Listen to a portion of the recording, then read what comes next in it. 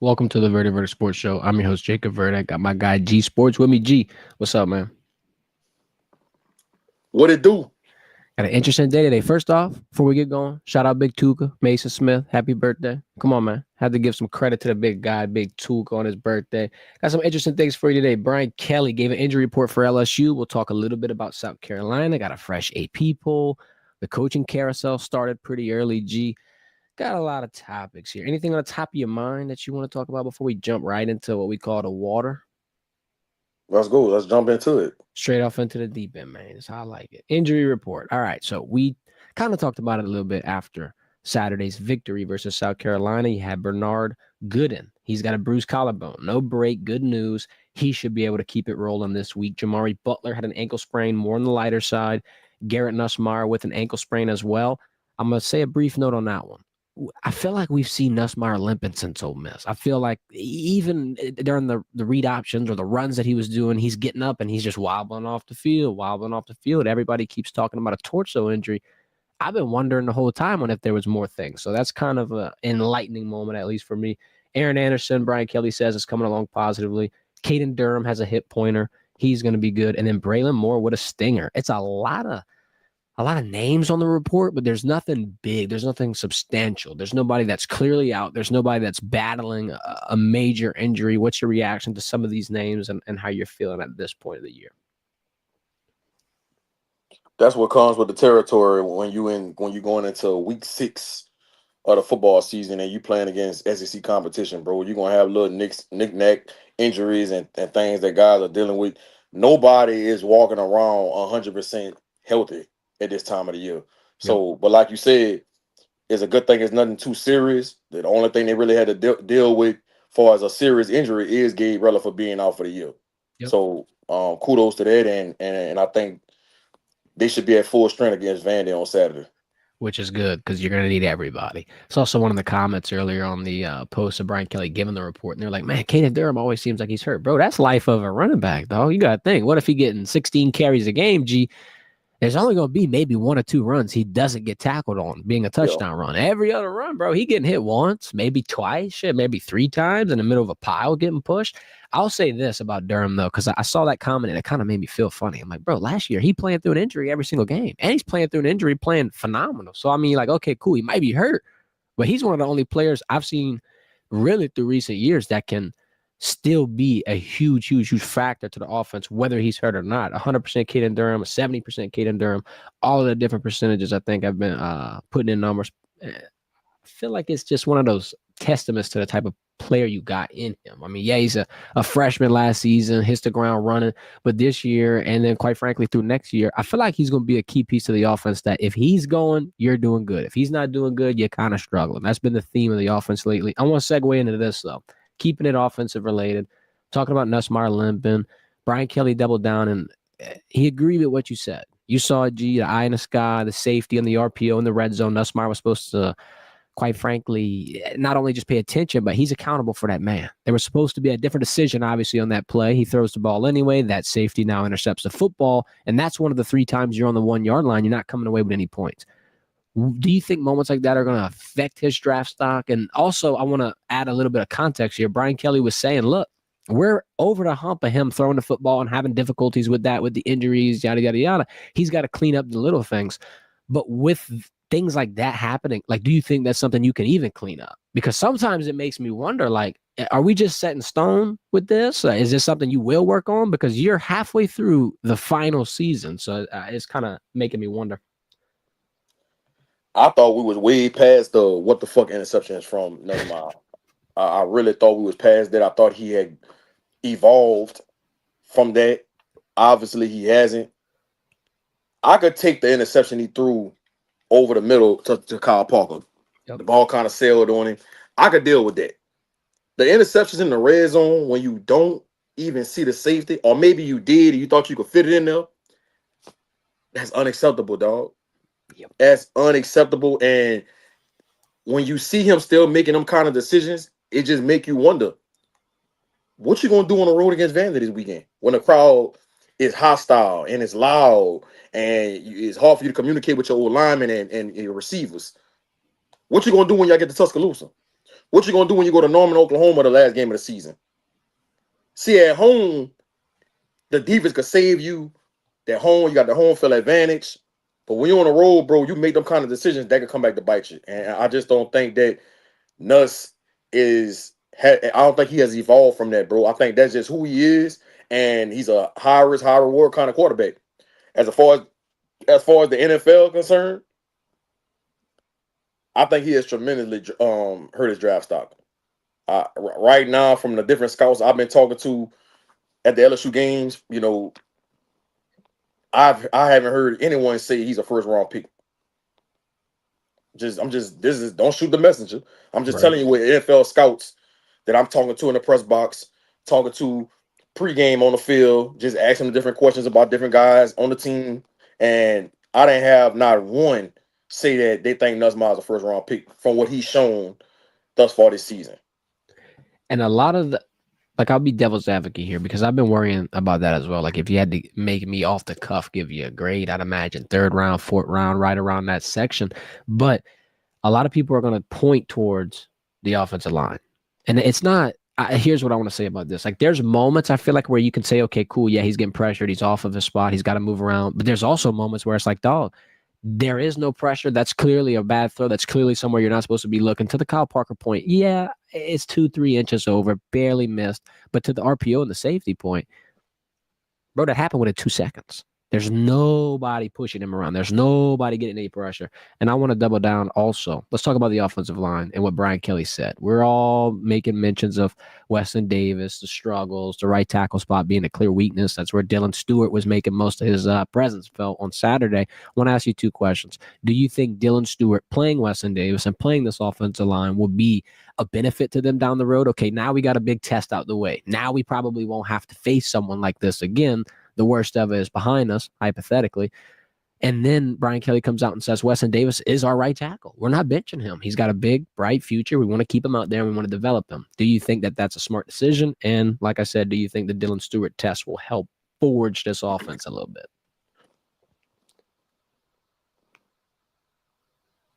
Brian Kelly coming out and saying that they're not benching him and he has a lot of potential and if his future is bright, I don't disagree with that.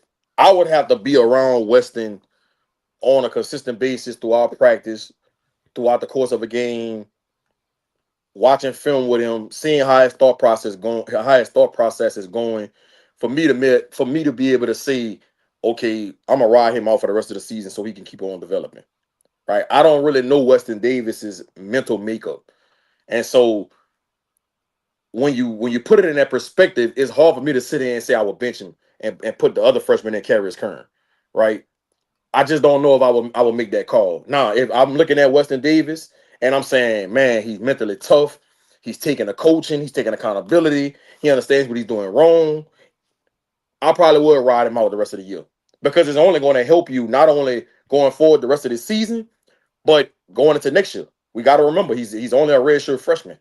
So and look, he's a very large human and he has a ton of upside, but he still has a ways to go when you talk about being an anchor on the offensive line at a school like LSU. Yep, I agree too. What do you think about the Dylan Stewart point? You think that is that going to be one of those moments that Brad Davis can keep pointing back to in the film room? Like, dog, look, this is what y'all against. Bro, if Dylan Stewart was draft eligible this year, he'd probably be a first round pick. Like, he that good. He's an elite player. He plays the run good. He's an exceptional pass rusher. Bro, he's super twitchy, explosive. Like, he got the total package. When they play Bama, you got guys like Overton, who's one of the better DNs in the country. He's going to probably be lined up against Weston Davis. People going to try to take and duplicate what South Carolina did to Weston Davis. So this ain't going to be something that people going to shy away from. They're going to watch the film and say, look, we're going to put our best pass rusher on that side. And look, to LSU's point, they tried to bring Bauer Sharp, like I talked about before the game on Saturday. I say they probably going to use Bauer Sharp and bring him over to the Western side to help chip and slow down the pass rush from Dylan Stewart. But he gave Bauer Sharp all you can handle too. Yep. If you look on the play on the goal line, he shoots the gap. Weston Davis never got a hand on him. Bauer Sharp steps up to try to take the block on, and he ran through him like a piece of paper. Like, you don't have too many DNs around the country that's going to do that. Now, the DN from Oklahoma, 32. Forget his last name. He's a really, really good player. Really good player. He gave Emory Jones problems last year. So, LSU fans better expect that going forward, they're going to take their best pass rusher and put them against Weston Davis. I'm looking at the roster. Or Mason Thomas. Yeah. Mason Thomas. Yes. He's going to be the next elite pass rusher he faces. Right? Overton's really good. I don't think he's better than Mason Thomas, though. Another point that I kind of want to pay a little bit of attention to. I don't know exactly the total, so forgive me. I think it's around 160 yards rushing on Saturday, around 5 yards per carry. You got to kind of hang your hat on that one as well because, it was a tough defensive front. You had to get out of your comfort zone a little bit, if you will. And I've seen also, and look, I'm not trying to say that the comment section is where you should be paying attention to because it really shouldn't be. It's like kind of the opposite. But I've seen people still complaining about Joe Sloan. Dog, that might have been one of the best games that he called. To your point, should have had almost 40 points. He's not out there fumbling. He's not out there dropping. He's not out there throwing picks. I mean, man, we being uber critical in a situation where it's like, I don't know if this is the guy I'm going to blame, bro. Like, it don't seem like that to me. Does the offense need to raise its level of play, be a little more consistent, match the energy of the defense? Yeah, of course, right? But in this instance, I think it's just one of those growing pain games, quite frankly. You could turn the corner. You're going to have a rough patch, though. We're going to get into that. Let's talk about these AP poll rankings. If you look at this right now, as it's sliced in week 8G, this is the upcoming schedule for the Tigers. Number 17, Vandy. Number 4, Texas A&M. Number 6, Alabama. And number 14, Oklahoma.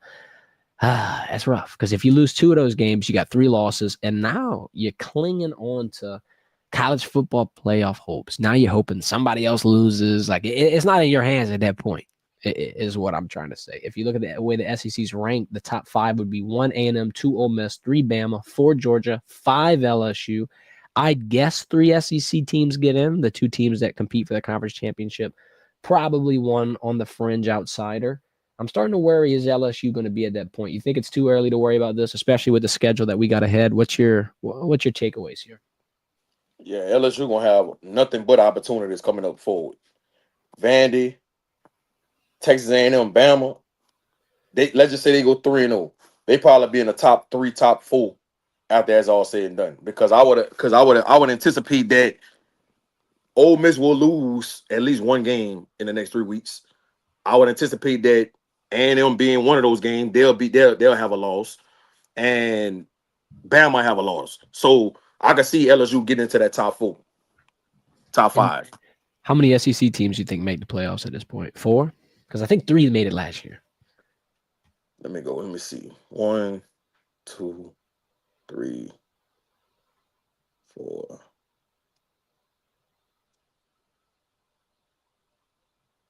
Yeah, I'll go. I think it's safe to say 4 again. Okay. Possibly 5. Possibly 5 if Texas run the table. Yeah, that's the odd man out right there, Texas. And I feel like because they were at number 1 in the preseason. They drop out. They play Oklahoma. Now they get back in. It's weird to me to kind of think about a 2-loss team at this point running the table and getting it in, but it don't seem impossible. Notre Dame's another good example of that being a 2-loss team. I want to talk about Indiana real quick at number 3 because I've seen some people giving some scrutiny to Indiana. Bro, Indiana's a stepper. Signetti is the truth. I ain't lying. He said, Google me, all this stuff here, bro. If you Google him right now, you'll see they are the number 3 team in the country, undefeated, went into Alton, went into Oregon, got the victory on the back of Mendoza. I ain't lying. That could be a Big Ten threat right there. How you feeling at this point about Indiana and the Hoosiers? Really good team. They're very, very scrappy. I like the kid, Fernando Mendoza. When you look at a team like Indiana to go into Eugene, Oregon, on the road in a hostile environment like that and play a top-tier opponent and come out victorious, you got to take them serious, bro. Yep. Anybody that's saying Indiana not legit, I don't know what you watching. Dante Moore was playing some of the best football in the country at quarterback. And he turned the ball over twice. He didn't look like himself. They did a good job of harassing him and getting him off his spots, getting pressure on him, making him make bad decisions. I was super impressed with how Indiana played, dog. And I think the only team that probably can give him some threat is Ohio State in that conference. And that do they play soon? I don't know. I don't I even don't know. know. I know they play. I don't know when they play. Let's hit the Google machine real quick. Let's jump in the portal. Indiana versus Ohio State on the schedule. The Big Ten is an interesting conference, especially coming off 2 years in a row winning the Natty. How about Michigan? How you feeling about Michigan? What they did versus USC, man? Piss down their leg. What's the take on Bryce Underwood? Some people are criticizing him, bro. There's a screenshot of him smiling and everybody pissed off, bro. What, you can't smile no more? Yeah, I mean he a true freshman, bro. You see the flashes, you see the ability. He gonna be really really good when it's all said and done. He going through them growing pains right now. And to his defense, Michigan just don't have the playmakers at the receiver position, dog. They just don't. The running back Justice Haynes, he's really really good, and they got a good offensive line. But at the receiver position, dog, they got to get better. They got to get better. They don't have a typical Michigan tight end, a kid Klein, number 17. That's their starting tight end, good player. But that's not the tight end that we used to having at Michigan. We used to having a real vertical threat, a guy that could, catch the ball in space, make plays. Klein's not that kind of tight end. So I just think that they got to get more playmakers around Bryce Underwood if they want to be a legit contender in the future. Got to hit up Larry Ellison. Hey, I'm looking at Indiana's schedule. They don't play Ohio State. The toughest game that they Wow. have left is Penn State, and we know how that's going to wind up going, bro. I'll read you the rest of their schedule, and every single team is not in the top 25. Michigan State, UCLA, Maryland, Penn State, Wisconsin, and Purdue. Hey, this They is going to shouldn't be lose an a game. undefeated team. I agree. This is They going to be an shouldn't lose undefeated again. They're team. gonna be favored in all them games. Nah, it's 100%. still conference games, so you just can't take nobody lightly. But bro, if they play like they're supposed to play, and they play like they played against Oregon, they should run the table. I think so. Google him, bro. He was right. He wasn't cap. Let's talk about James Franklin. We brought up Penn State saying, oh, I know how that's going to go. Let's give you some context as to why. He got the boot, G. Simply put, coaching carousel, it's starting. You got it in the NFL. You got it in the NCAA. You got all kind of rumors. This one ain't a rumor. This one's concrete as concrete can get. $49 million buyout after 12 years with Penn State. It's over with. They grew restless after a rough patch, if you will. I mean, you lose against Oregon. And at that point, G, you are hosting College Game Day as the number 3 team in the country, fresh off of a playoff run last year where you get 2 wins. You're so close to a national title appearance. You obviously lose to Notre Dame in the Orange Bowl. But my point is that it changed like this for my guy. There's a lot of outside noise. There's a lot of rumors. There's a lot of things that people are bringing up. I want to pick your mind about a lot of them. Here's one of the first rumors. I want your reaction to this. People are saying that Adidas was pressing on some heat, talking about, oh, $49 million. We'll help you come up with that. Oh, you're But gonna I thought Penn State was a Nike school. I don't know. Let's look it up. Penn State Adidas apparel. I seen that, but I'm trying to. If I'm not mistaken, Penn State a Nike school. Let's double down, man. Let's figure it out. Yeah, I see a picture of James Franklin with a Nike check. And I wanted to bring this up to you as well. I don't understand how you gonna have, and I get boosters and all this stuff, but how could you have a corporation like that just come in and write a check, bro? Like that seems like the slipperiest of slopes that I would ever have heard in college football. But I'm glad you brought that up. That's the investigative journalism that G is here for. How the hell D is gonna get in here and try to Larry That's what Ellis? I'm trying to figure out. What's going on? Nah, good point. So we're gonna blow smoke out of that one right there. G, good eye.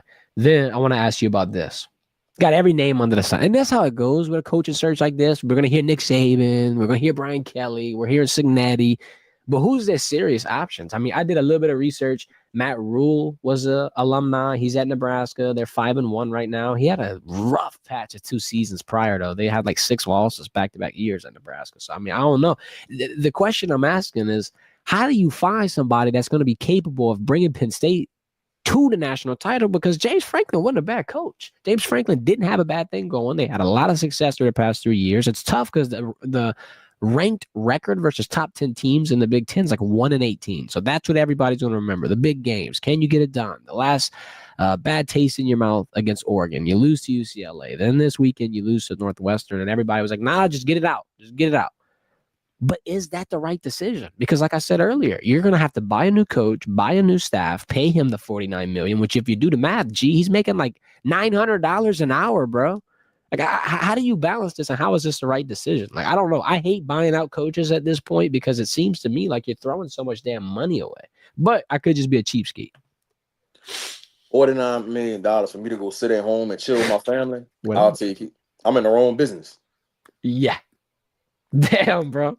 I'm in the Oh, wrong damn business. I think there's a mistake, bro. The dude coming off a 13 win, 11 win, and a 10 win season over the last 3 years, bro. Playoff berths.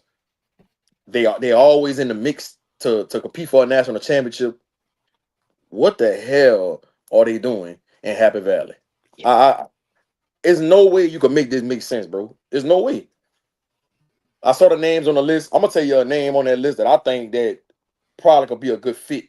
Dan Mullen. You know, he Okay. coached at Florida, won 2 national championships as an offensive coordinator under Urban Meyer. Then he left him with the Mississippi State, resurrected that career, had made Dak Prescott who he was at that time, and got him drafted. And the rest is history with his career.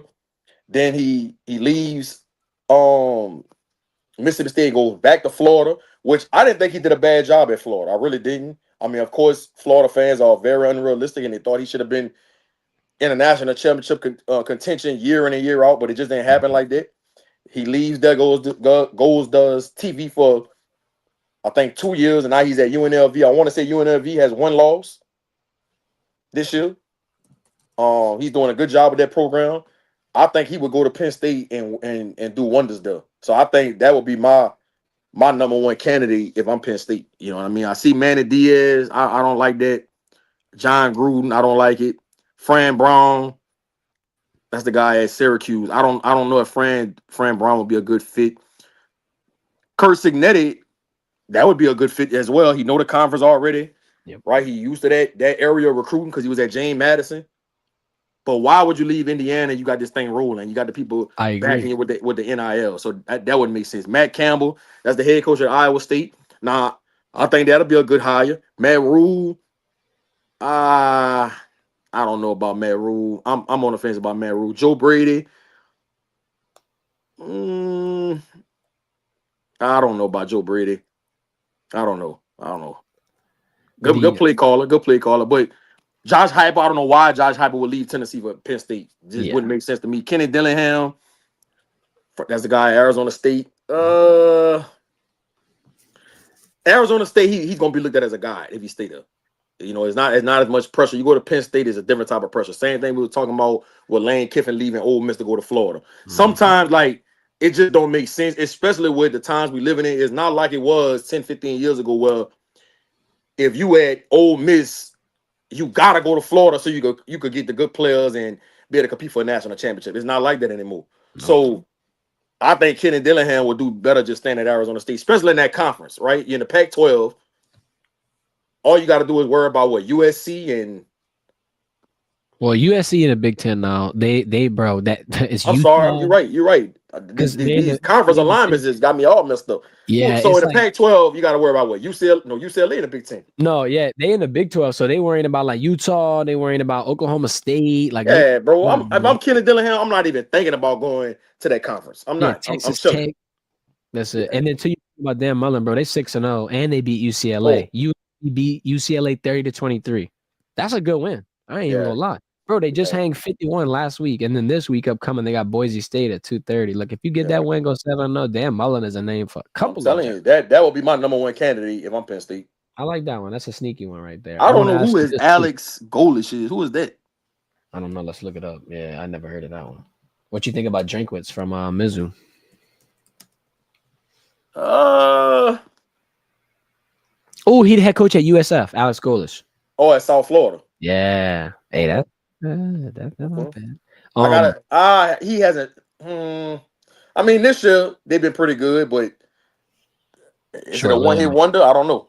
You don't know. You don't know. You want to send him out there to Penn State and get fried Yeah, up in the grease, bro. You yeah, think James yeah. Franklin gets another job? Because I feel like, bro, this was so premature. Is he got juice left in him, but he got all that money. So does he want to coach? Does he like Coach Osborne go take some vacations? I believe that it's something more than just the wins and losses at Penn State for him to get fired, bro. Like this don't make no sense. I agree. This got to be one of the most foolish fires I've seen in college football in a long time. You find dog. Did you hear what I just said? This man coming off a 13 win, an 11 win, and a 10 win season, and got to the playoffs the last couple years, was in the semifinals, and y'all fired this man. Can't wrap Bro, my head around it. if you asked me on the last 2 drives of that game, Notre Dame and Penn State, if Penn State's going to the national championship, I couldn't even shoot you straight. I couldn't give you a good answer. There's a few minutes hanging in the balance, and they are almost getting to what is the toughest thing to do in college football. Obviously win it, but just even be one of the final 2 teams that are competing for the damn national championship. There's not a lot of people that are going to be able to get you to that point. And when I saw that they got rid of him, now my first thought is, it's only going to get worse. Like we're talking about, oh, well, he's not winning big games. Bro, he won 2 big games last year in the playoffs. Those are the biggest games, G. Like the regular season games, all right, cool. Yeah, I get it. There's rankings, the AP's voting on all this stuff and telling you that these are big games and big teams. G, you don't got to tell me that a playoff game is a big game, bro. This is it. This is what you're playing for. Finally. That's why it further lets me know that it's something bigger than the wins and losses. Him losing to Northwestern and him losing to UCLA, that was just a reason for them to say, all right, we can fire him over this. But I bet you it's something bigger than that. It's probably him and the AD probably didn't get along. Mm-hmm. You just never know what's going on behind the scenes, bro, because this fire just makes no sense to me. This fire, it just don't. Got me scratching my head, man. I ain't gonna lie. Before we hop out of here, I want to ask you about this. New Orleans Saints played the Patriots. My guy, Kayshon Boutte, came home in the dome and went brazy. 90-plus yards, 2 touchdowns, caught every single target thrown his way. What was your reaction to the Saints and Pats? Because, look, the Pats are a nice team, and the Saints kept it competitive. This was another one of those moments where it's like you can't be too mad. You gotta at least be like a little positive. What's your thoughts? First of all, I think Mike Vrabel is doing a phenomenal job with the New England Patriots. Bro, they don't have a lot of talent on that team, though. And they're making this shit work. Bro, look at these receivers. Mario Douglas, baby. Mario Douglas, Mac Hollins, not Stephon Diggs, yeah. Hunter Henry, solid. Travion Henderson, that's the rookie from Ohio State. Yeah. Bro, they don't have a ton of talent on this team, bro. Like Drake May is overachieving. Mm-hmm. They defense solid. I think he's doing a great job, bro. And shout out to Kayshon Boutte, man. I'm glad he's starting to figure it out in the league. I know a lot of LSU fans give him a lot of flack by how his career ended, especially when he started wearing number 7. But he could have tucked his tail, bro, and made excuses and not keep developing. But this guy has been taking it personal, bro. This season alone, I've seen the growth in him. Yep. And I think that's a testament to his hard work, bro, and staying locked in, bro. So I'm glad to see him be able to come home in the dome in front of his family and friends and be able to put on a show like that, because he put on a show. I agree. Yeah, and then even in the interviews after in the locker room, you could hear him very mature, very humble. It's like he definitely learned and grew from this. Oh yeah, because he was all the way at the bottom. He was, when he was at LSU after that sophomore year, he was at the pinnacle, right? He was feeling really good about himself. Then he came back that next year when he wore number 7, and it didn't go so well. And I think that was a crucial time in his life because he was able to sit back and reset himself. And now you see him getting the fruits of his labor, bro. So shout out to Kayshon Boutte, man. I hope he keep on doing this thing. Shout out to Will Campbell, man. You know what our guy Meek Robinson says, man? You can't bury what come from the dirt, big dog. Can't bury what come from the dirt. I had something pop in my head that I want to ask you real quick. One more minute from you. Kirby Smart. Did you see this? The clapping. It's not a timeout. I'm not calling a timeout. Come on, man. React to that. Because everybody's saying bullshit. It was a timeout. He's saying, no, I'm telling you, they were clapping. They're clapping. We lost the game because of that in the stadium. That was his excuse. I didn't see that. So he's running down the sideline, trying to stop them. He literally, bro, running like this with his hand. And his mouth is mouthing timeout, according to the Twitter lip reading officials, the experts. Of course, there's always a lot of them. But Kirby Smart's alibi was saying that he was yelling at them, saying that they were clapping with the snap infraction because Auburn's defense safety was sitting here like this. He's running down the sideline, bro. It looks like he's hitting timeout. And everybody's saying it's blatantly obvious, all this stuff. So he didn't get the timeout. They gave it back to him. They said that he was calling one. He was arguing, saying, no, I didn't mean to call one. I didn't mean to call it. And they're like, oh, no timeout. All right. And they let him go back on it. Wow. That's what Hugh Freeze is talking about in the press conference. Hugh Freeze was livid, bro. Yeah. And then, they messed over Auburn right before the half when they said he didn't break the plane. Refs. There's 2 games this year that Auburn got screwed with some calls, bro. I ain't gonna lie to you. What was the walk-off? Was it against A&M or Oklahoma? What was that one? When they were walking off the field and it was like some type of penalty where he was faking like he's going illegal sub and then he run down. I think it might have been A&M. It was A&M. Yeah, bro. Auburn getting the rough end of the barrel. And they're not even got a bad squad, bro. But it's just like you were saying in the text, man, they can't finish at the end. They just like they get right to the end and then they fall flat on their face. We got our guy Blanche in the chat asking, why isn't Kyle Parker a full-time starter? If you want my opinion, you got so many damn names in here. It's like a week-by-week basis of who you putting out and who you throwing out in the rotation. Kyle Parker's Aaron such a Anderson. good dude. Aaron Anderson, phenomenal. And then this is what happened in my head. And I'm going to let you respond after. Last year, I feel like Kyle Parker was in that spot, primed to be a huge rotational player, has a tricep tear. Aaron Anderson rolls out in his spot, leads the team in receiving yards, eats up, and then how do you run away from the hot hand? Like the way Frank Wilson and Cortez Hankton and all these offensive minds on LSU act in terms of we're not just going to knuckle down and throw you out there because you're a numbered guy, number 1, number 2, number 3, whatever. If you hot, if you're producing, if you're doing stuff for me lately, I feel like they get an opportunity. And I think Kyle Parker will continue to get used. It's hard to say that he wouldn't. Look at what he did. But what's your thoughts? It's the land opportunity, bro. Last year against USC, Kyle Parker was starting. And he got hurt. Aaron Anderson comes into the games. I want to say he scores a touchdown and catches for like 70-some yards, made some explosive plays, and he just never looked back. And ever since then, Aaron Anderson has inserted himself as one of the best receivers in their room. Coming into this year, they play the same position, even though Kyle can play different positions, but he mainly is a Z.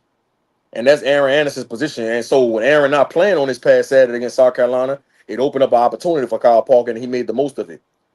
But you got to know going forward, when Aaron Anderson is healthy, that's going to be his spot. You know, I do think Kyle Parker probably should get some more touches and some more snaps. But who you going to take out the lineup? You going to take out Xavier Thomas? You going to take out Barrion Brown? You going to take out Nick Anderson? I mean, it's tough. It's a lot of miles in the room, bro.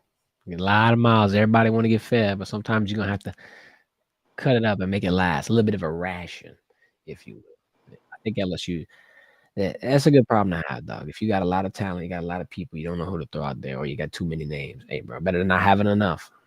All about the Jimmies and the damn Joes. That's what we saying. Not about X's and O's, but about Jimmies and Joes, bro. And I will say this. Joe Sloan must be listening to what we be saying on the podcast because he have been trying to get Nick Anderson involved in that offense. They just ain't been executing it. Shout out Coach Sloan, man. Hey, big frame, big guy. Throwing up there. I know a big frame that been eating and been cutting up. Mr. 14, Trades Green, bro. He got to be the best target. Next year, I'll say a hot take. That probably ain't even that hot. That man could be a top 5 pick, bro. If he does this shit all season and then does it again all year next year, dog, who in their right mind is passing up on Megatron Jr.? Like, what? What are we talking about, man? He a problem, dog. He a problem. Unguardable. That's why I'm saying if they could ever get Nick Anderson going to go along with Trades Green, with Aaron and Barrion and Xavier and Bauer Sharp, man, this could be a hell of an offense, bro. That got nothing but weapons all over the place, bro. It's just it's sad to see that it's not manifesting on Saturdays, bro. It's hard to watch. If you add 2 pieces to this offense, these 2 names that were underappreciated through the last few years, bro, if you add Josh Williams and Mason Taylor to this team, money. Now you got that tough running, and then Mason Taylor's that other option on the other side of Trades Green, and then you really going to spread them out wide. You don't even need doubles at that point. You got triples, dog. You got Power, you got Trades, you got Mason. If you got Nick active, you could throw him out there, bro. You going to make defensive coordinators sweat all week long. Appreciate everybody for tuning in this stream, man. We about to hop out of here, be live on Wednesday again. It's Power Ranking Time Wednesday. We're going to do a prediction. We're going to tell you how we feel about LSU Vandy. Make sure you tap. Man, why you ain't put my record up here, man? Man, we doing it Wednesday, bro. Chill. We're gonna let the people wait. We're gonna let the people wait, G. Come on. Why are you trying to spoil it, bro? Why are you trying to spoil the situation? I don't know what G talking about. Everybody, I don't know, man. He catching me off guard, bro. We're gonna have to sit on this one. Appreciate y'all time. Thank you, G. Hit that thumbs up on the way out. Y'all enjoy your Monday the best way that you can.